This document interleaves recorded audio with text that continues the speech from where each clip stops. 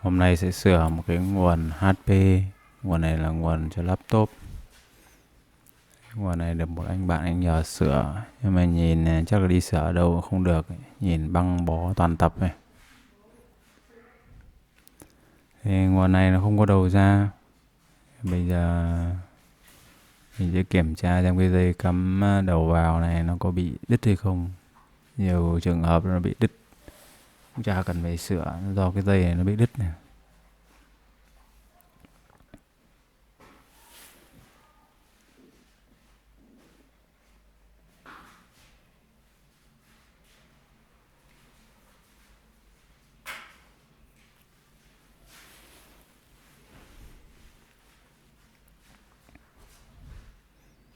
Bây giờ sẽ đo thông mạch này.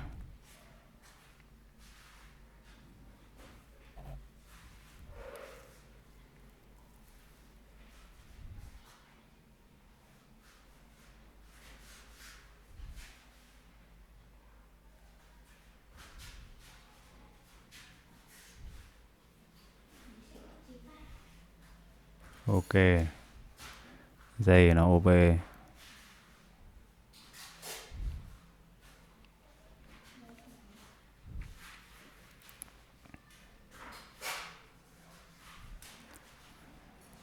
Đấy. Nguồn laptop pha ke. Nguồn này nguồn pha ke tàu, nó hàm hàng nhái. Bằng dính quấn. Đây là do sửa thợ ở đâu ấy, nhưng mà không được, hay là tự sửa ấy không biết. Ngoài quấn, trong quấn.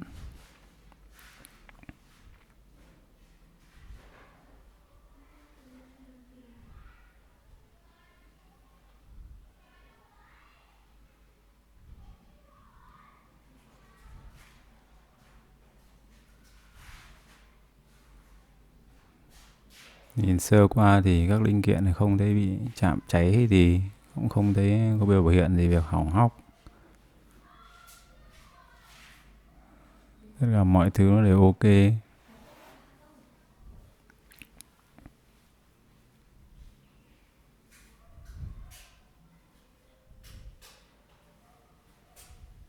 Để kiểm tra con diode cầu đầu vào xem nó có ok hay không.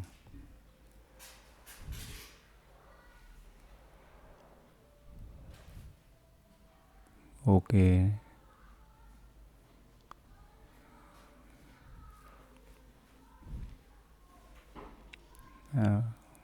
Ok mà. Đo thuận với đo xuôi đều ok hết.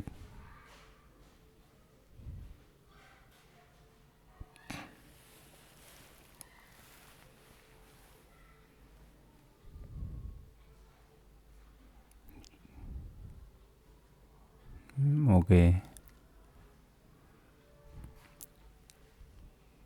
Dẫn qua quận lọc này. Quận lọc. Xong một quận lọc nữa qua quận lọc PFC này. Nó có hai con quận lọc AC đầu vào, hai quận lọc DC sau khi chỉnh lưu, một quận là PFC. Còn có cái bọc đồng ở trên kia là quận PFC, nó sẽ có hai cuộn dây sơ cấp 14 cấp giống như con biến áp. Còn kia là quận lọc DC đầu vào.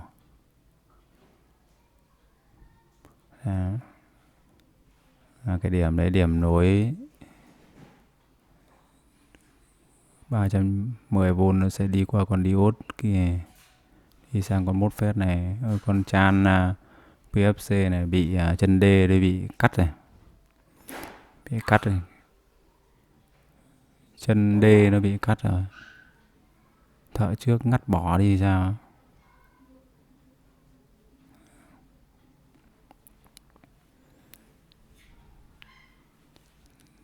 Kiểm tra con MOSFET SD. Con này ok. Con cấp xung cho biến áp cũng ok mà. Con cấp xung vô biến áp này, tạo dao động. Con này con cấp xung điều chỉnh hệ số công suất đây, PFC đây, Power Factor Correction này. Con này cũng ok. Con này hình như có vấn đề.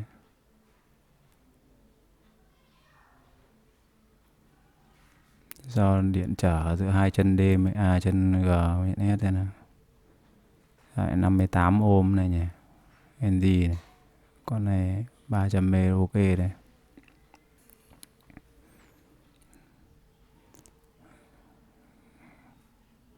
Còn phép một phép PFC này có vấn đề này. G với S này có 60 mấy ohm chập.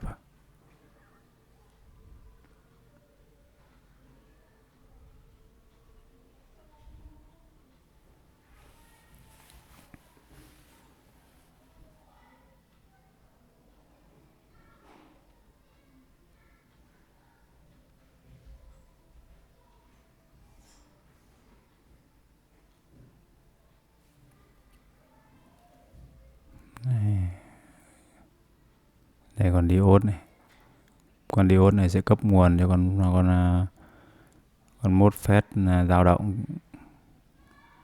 Con diode này là diode hồi lưu này.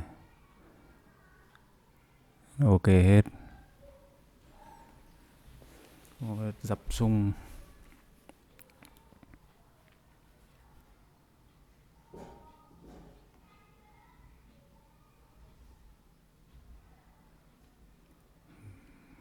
Bây giờ sẽ tháo con MOSFET PFC, dao động PFC ra xem, kiểm tra bên ngoài cho nó ok ND.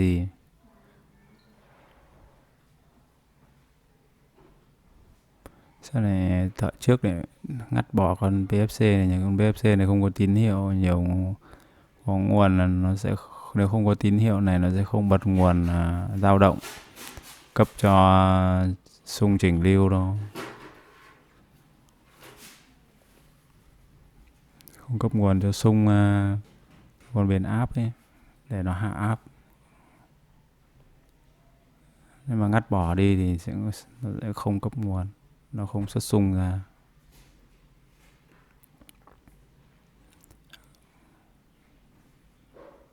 Mạch PFC là cái mạch giống như là hiệu chỉnh công suất ấy. Nó sẽ điều chỉnh công suất của nguồn cho phù hợp.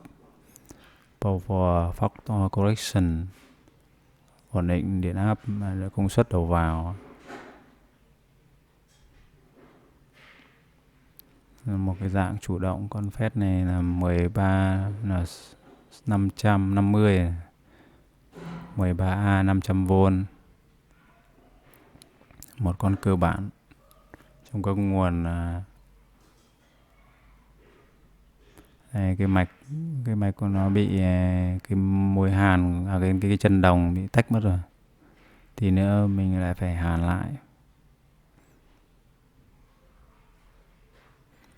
Chân D cũng bị cắt ngắn.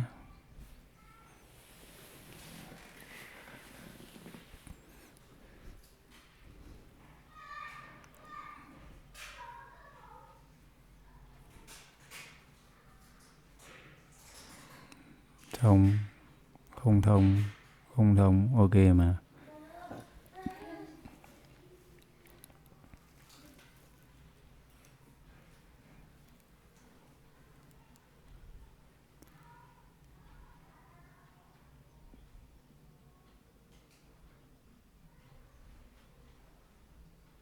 Còn một phép này kiểm tra cơ bản là ok, có thể ND đâu nhỉ. Để kích chân G lên xem là ok không. Không thông nha, kích này. Vẫn dẫn như bình thường, con này có hỏng đâu.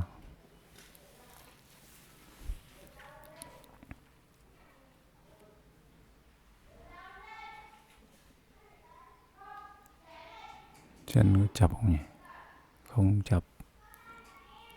Hay tụ vấn đề không biết. Cũng không chập.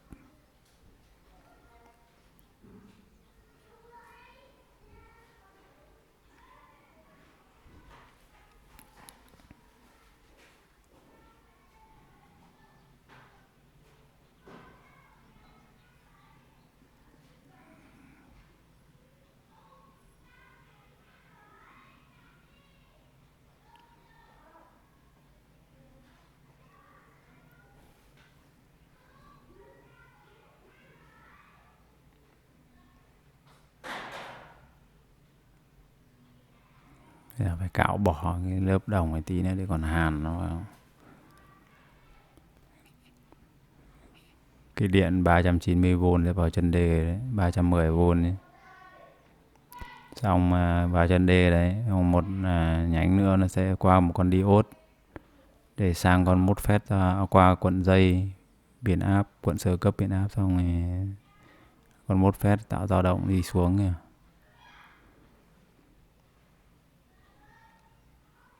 Đây, chân âm này nó về đây.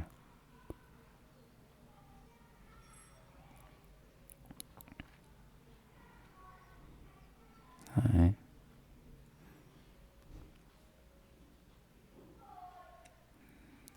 Đây con diode này vẫn ok.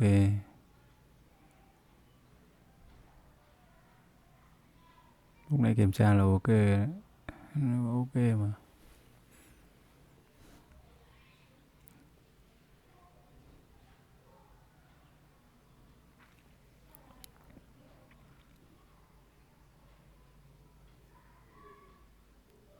Nếu mà ngắt thế này thì bắt buộc phải chập chân của cái con đây, con này, con diode ok. Nếu mà ngắt cái con MOSFET này đi thì bắt buộc phải chặt chân cuộn dây của PFC, cái mối hàn này vào cuộn lọc chập. Bây giờ phải tìm thêm cái điểm chập, phải tách nó ra.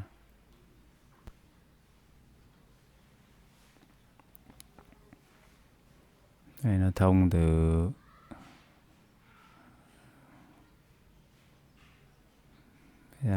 dương này, âm này. Mình sẽ tháo con tụ ra xem là nó ok NG này. Kiểm tra tụ á.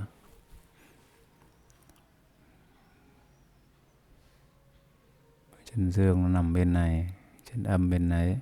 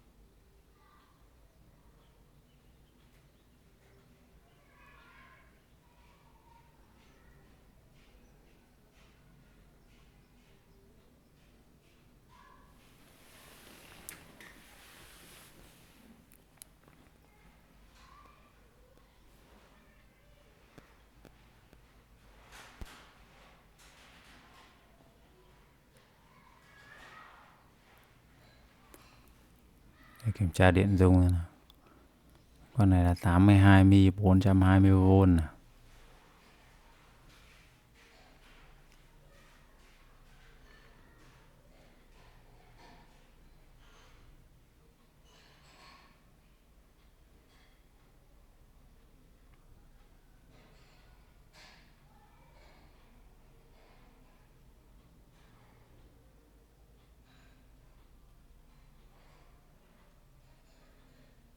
Ừ. 77 mi 77 mi giảm có 5 mi. Thế là cũng khoảng độ tầm gần 5% vẫn ok mà. 82 mi 420V này. Cái tụ này cũng không hỏng. Tụ vẫn còn bọc chân kia này, thì tức là vẫn tụ zin của nó.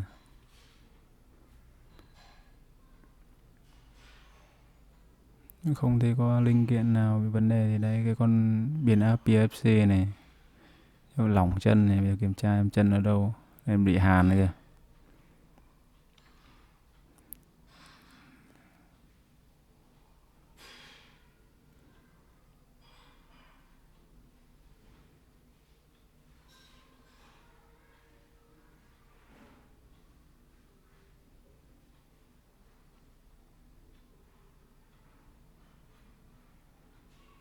Kiểm tra xem nó dẫn về đâu, khó nhìn, khó cái nhìn mạch. Kiểm tra cái đầu vào cầu chì xem nó có vấn đề thì không. Cầu chì vẫn ok, còn đây là cái răm.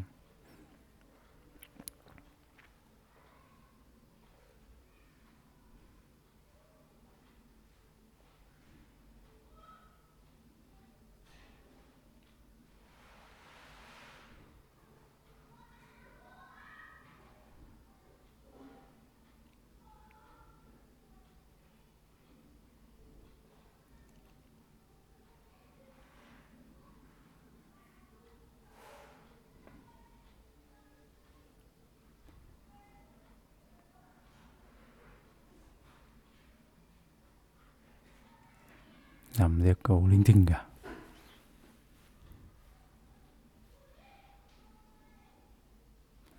Lặp lại còn một phép này, lặp trả lại còn một phép, còn tụ, xong phải tính tiếp.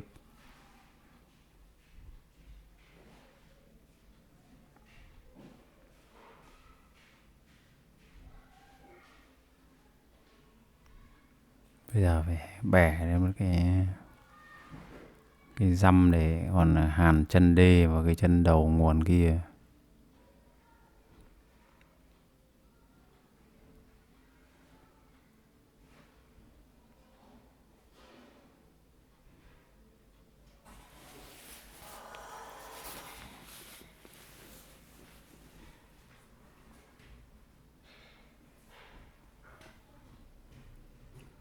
Bây giờ cái chân đê này, cái chân đồng của nó bị bung mất rồi, nếu không làm một cái răm nó không thể nào bám thiếc được ấy. Thanh niên nào trước làm, mình sẽ bẻ một cái gập, một cái răm. Đấy. Gắn nó vào.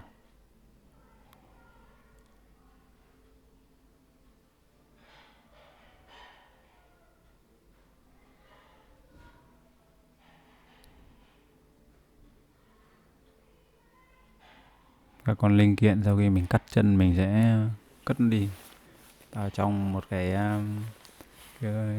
hộp, cái nắp, xong rồi sau cứ nối răm hay gì mình sẽ tận dụng những cái chân linh kiện sau khi cắt đấy để mình nối các cái giáp này, nó mềm, nó tiện, không phải cắt dây đồng gì. Đấy, phải hàn trả cho nó. Cái mạch PFC này nếu mà đúng thì bắt buộc phải khôi phục cho nó không có tín hiệu PFC nó không điều chỉnh công suất được. Nó có nhiều cái mạch bảo vệ xung quanh ấy. Nó không cấp nguồn phát xung ấy.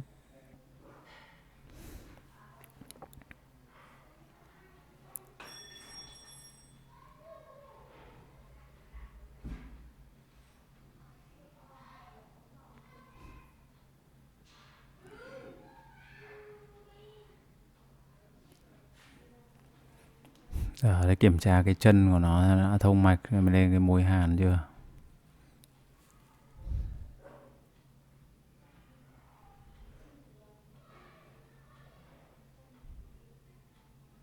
Ok.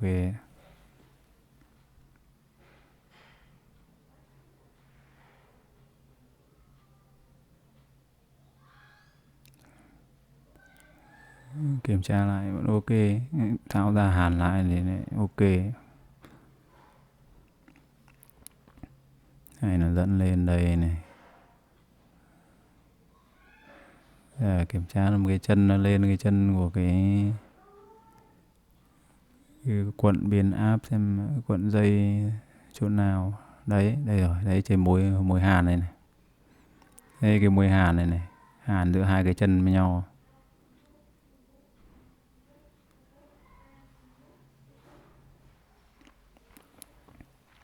Đây, quận lọc.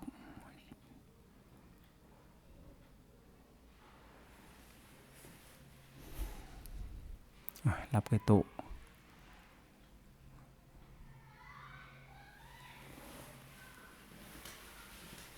Mình nghĩ cái mạch này ban đầu chắc là nó chỉ là lỏng cái chân của cái quận PFC kia thôi, quận biến áp PFC, quận lọc PFC chứ. Cái quận lọc đấy thì thường là nếu mà mình dùng những cái nguồn kiểu này nó gắn không chắc đâu. Mình kiểu cái nguồn di động này nó có nhược điểm là nó cứ được người sử dụng cứ kiểu như là khi mà người sử dụng ấy nó hay có những cái thao tác bị va đập, không nó làm nó lỏng chân ấy. Có những con còn lỏng cả chân biến áp nữa, đa phần nó lỏng chân xong nó hỏng, nó cũng chả hỏng cái gì.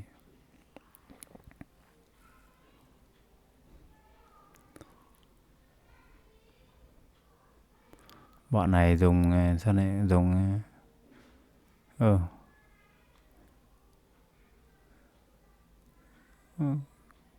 bọn này lại dùng diode Zener cho cái nguồn này để dở dở ương này nhỉ.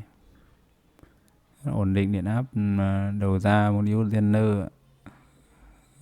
Con này cũng vẫn bình thường.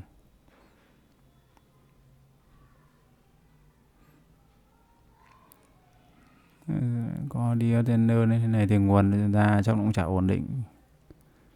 Còn LM393 này cấp cho còn một con chan này. Đây còn LM393 này. Ui trời, cái sao này cái điện trở săn này bị nối tắt này. Thì này thì con LM393 thì làm sao nó bật cái cấp nguồn được nhỉ?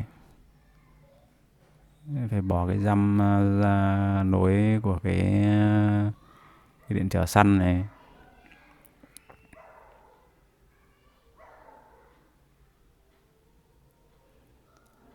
Cái nguồn này lại không dùng 431. Cái nguồn ra nó dao động, chả ổn định. Nguồn pha kè mình không rõ không đọc rõ cái ký hiệu của con kia đâu, nhưng mà mình đoán đấy là con LM393, nhìn nó mờ lắm.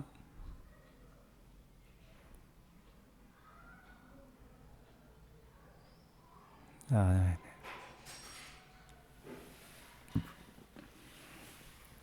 Đây nó về đây, nó chập chân đây này.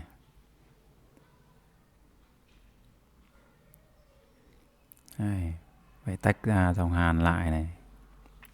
Chân nó bị bung rồi này, nó lung lay rồi này.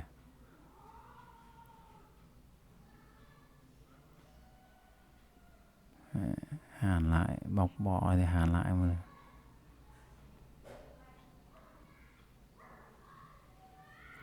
Đấy, các bạn nhìn cái sơ đồ nó sẽ chập cái chân A và chân B với nhau kìa. Đó. Và cái con MOSFET điều khiển tín hiệu PFC nó sẽ bỏ cái chân D, cái chấm đen mình tô đậm đậm này. Sau cái chỗ đấy nó sẽ ra một con diode. Con diode đấy, diode xung đấy nó sẽ đi cuộn dây của biến áp. Xong từ biến áp xong vào con MOSFET xung.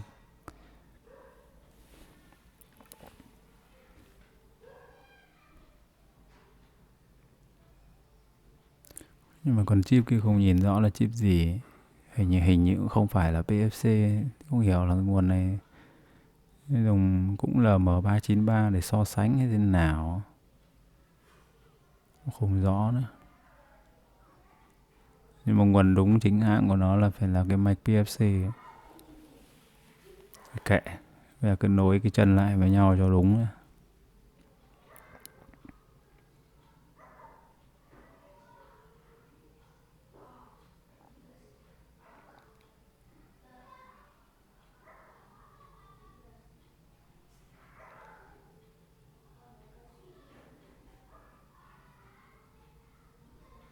các bạn thấy không? Cái chân nuôi cuộn dây nó rất dễ bị lung lay ấy. Khi mình làm mình ra mình hàn lại mà nó cảm giác nó lung lay đấy.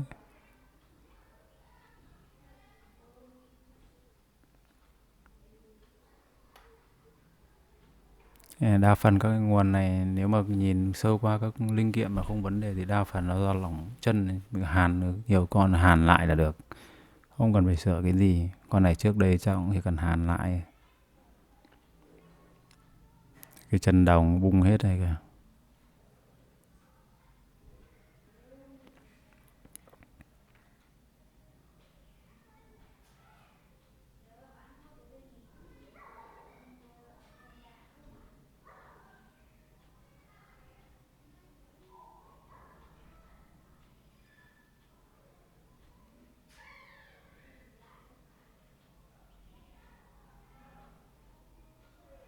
Đấy. Cái chân này là sẽ đi đến cuộn lọc này. Cuộn lọc đầu tiên.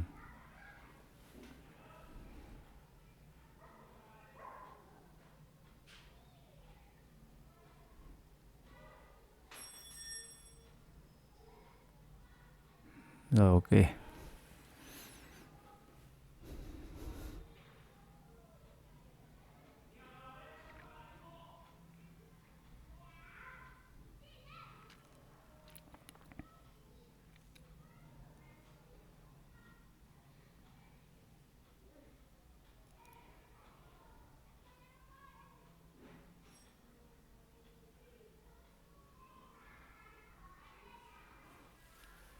Giờ sẽ kiểm tra cấp nguồn xem là nó có đầu ra chưa.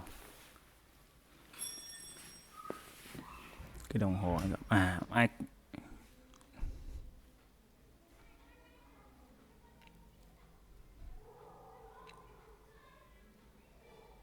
Đây là ra 19 rồi đấy.